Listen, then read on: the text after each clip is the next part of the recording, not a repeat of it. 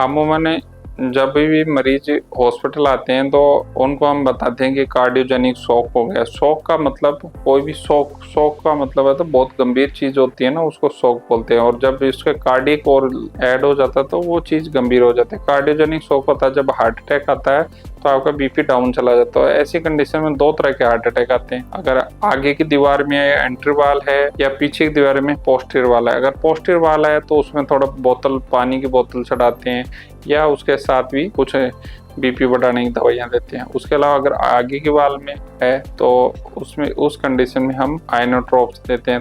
तो जब भी किसी का बीपी 100 से कम हो जाता है और छाती में दर्द हो रहा है तो उस मरीज को बहुत ही गंभीर माना जाता है। कार्डियोजेनिक शॉक में आज की तारीख में बेस्ट ट्रीटमेंट होने के बाद भी हम हॉस्पिटल में लगभग 50 से 60% लोगों को ही बचा पाते हैं। इसके अलावा बाकी मरीजों को विभिन्न थेरेपी के बाद भी उनको सर्वाइव कराना अभी तक संभव नहीं है, क्योंकि कार्डियोजेनिक शॉक का मतलब है कि आपका हार्ट का कोई भी महत्वपूर्ण हिस्सा काफी हद तक डैमेज हो चुका है। और अगर कोई हिस्सा डैमेज हो जाता है तो उसको रिकवर करना क्योंकि आप डिले हो गए। हार्ट अटैक का एक विंडो पीरियड होता है 2 घंटे या 3 घंटे।